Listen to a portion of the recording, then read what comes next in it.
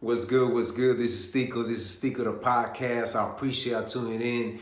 Means a lot. Yo, I know what you're gonna say, man. Where you been? You shot two, and then after that, we haven't heard from you. Hey, look, it happens, But hey, I'm being consistent, being very, very consistent. That's all that matters, right? Um, Subscribe to the channel. If you like what you see, go ahead and press like.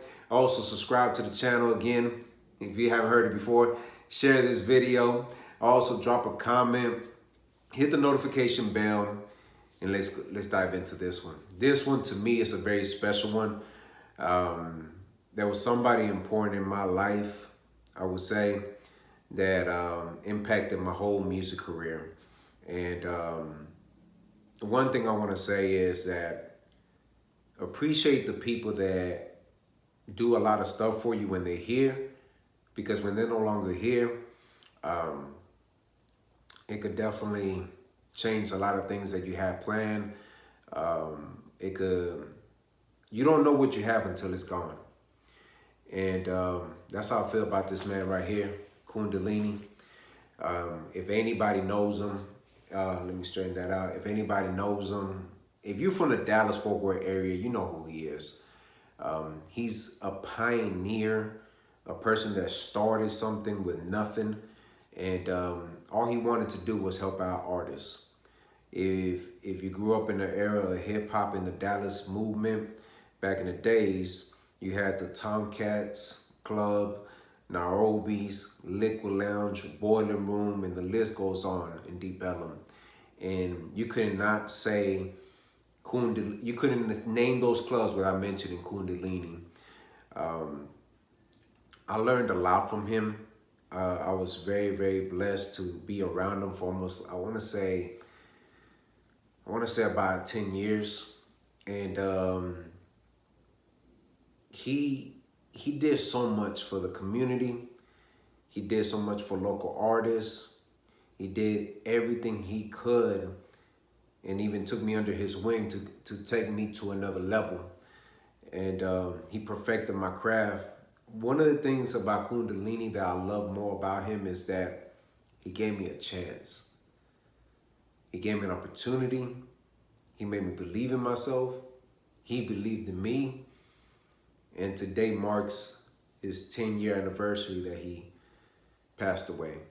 And even talking about it still gets me very emotional.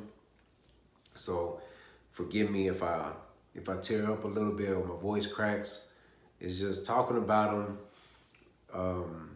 really, really affects me a lot more than y'all can imagine. Imagine everybody not believing in what you got going on, right? You believe in yourself so much, but nobody really catches on to what you wanna put out there for the world. And I remember like yesterday, I went to this club because I first started out my music. I went to this club called Tomcats. He was the person on the front door, and I said, "Hey, are you Kuwn Dalini? I hear that, you're the man pretty much that does all these open mics." And he said, "Yeah, I'm him." And, we exchanged numbers. And as time went on, all he said was like, "Are you going to take this serious? Because if you're going to take it serious, I like what I see, I like what I hear, and I could take you under my wing and we can make things happen." But I would say I wasn't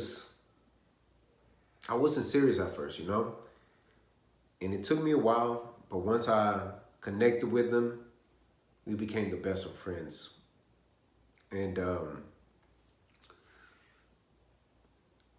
when you lose somebody that you love so much, and it means a lot to you, it hurts. It hurts. I remember like yesterday, I got that phone call, and I was working my job, 9 to 5, right? I got that phone call, and I was told that he passed away. And I remember, like I said, it was beautiful outside at first, sunny. Texas, the weather, it was sunny. And I had to leave my job, got in the car, and it just started pouring, raining. And it hit me like like nothing else in life ever hit me before. I ain't never lost nobody that close in my life, you know. And losing him made me see life differently because it made me see that sometimes we don't appreciate the people that are there for you when they're here. We don't give them their flowers. Mind you, we did a lot of things together, you know, beyond the music. I always used to tell him I love him. I gave him his roses when he was still here. Even though I was a hard-head, young knucklehead, wanted to do it my way, he still gave me that time. I would call him like literally at 3 or 4 o'clock in the morning and have those long conversations about music. And I guess one of the hardest things for me, I would say through this process was, I think it was like a week before he passed away, I reached out to him, just having a conversation because I just felt right. You know, everything was falling in its place. I had this new record. It was doing good. Everything was moving right. And I kept telling him, you know, I'm going back to church. You know, I'm doing the right thing and I'm doing all these good things. And I could hear it in his voice like something wasn't right. And you know, he would say, I ain't feeling so good. And I was like, man, ain't nothing, boy. I could tell him, man, you don't get sick. You don't get sick. And he was like, yeah, you're right, I don't get sick. But I kept expressing myself like in ways that I was in a rush, right? Or I felt like some kind of worriness. And he said this to me and it stuck to me and it hurt because he said, I don't know why y'all tripping. I'm be the first one that pass. I'll be the first one to die before y'all. And I was like, what are you talking about, man? We're going to get old together. We're going to buy houses together. We're going to buy cars together. We're going to have platinum plaques together. We're going to do a lot of things together, bro. What are you talking about, man? Then that same week, I got that phone call. It was...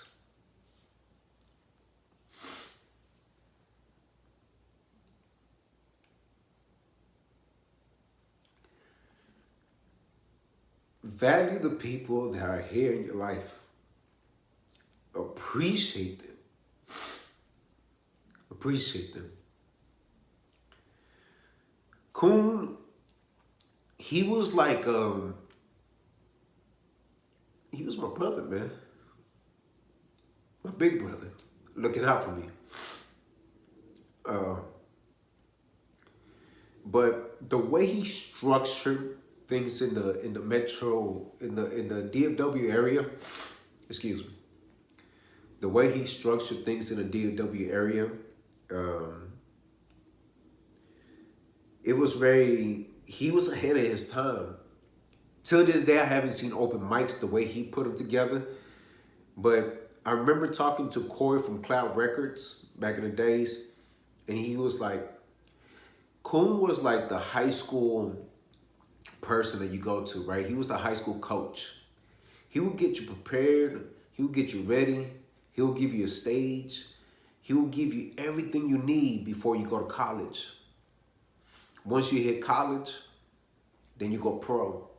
And that was the structure that was here in the city of Dallas-Fort Worth. You started off in high school because you didn't know if you wanted to do this, right? You didn't know if you wanted to continue it. You didn't know if you had the charisma. You didn't know if you had the stage presence. You didn't know if you could talk to people. You didn't know none of that. So he gave you that platform. He gave you that high school opportunity. After that, excuse me, after that you have the Corey, you know, Corey from Cloud Records, George Lopez, and all them other cats that come from Dallas that already established a little bit more stronger, and they get you prepared for the college, right? They mold you, they see a certain thing in you, and they say, you know what, we could market him a certain way. Then right there, it catapults you to the pros, to the NBA or whatever, the NFL, whatever you want to call it. But that's the structure we had here in Dallas-Fort Worth, and we're missing that structure because the man is no longer here.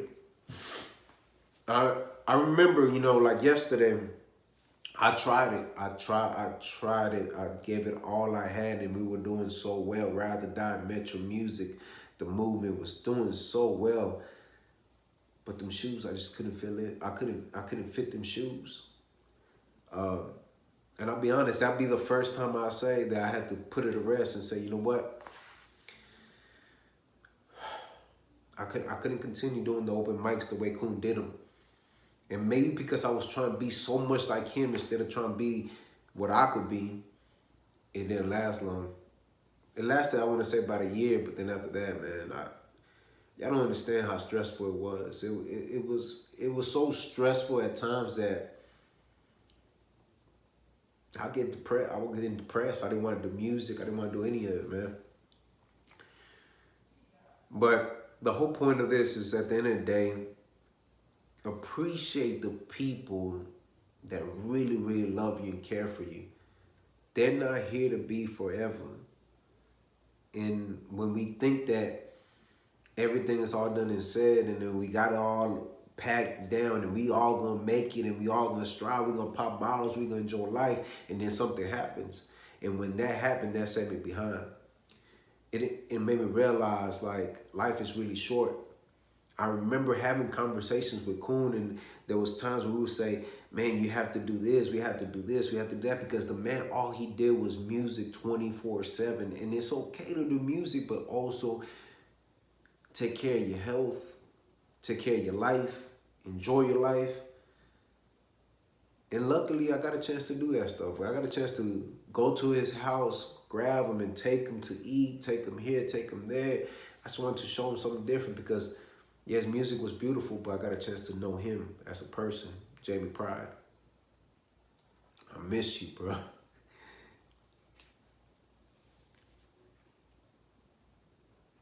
Definitely miss you, man. I appreciate y'all.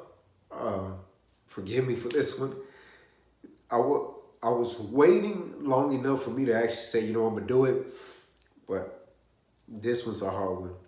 But y'all don't forget to subscribe to the channel. Share this video. Like what you see. Go ahead and press like. Drop a comment. If you knew the legend, the legacy lives on. Mr. Kuwn Dalini, we love you. We miss you. And always remember, have peace in your heart. Have faith. Never give up. All right. One.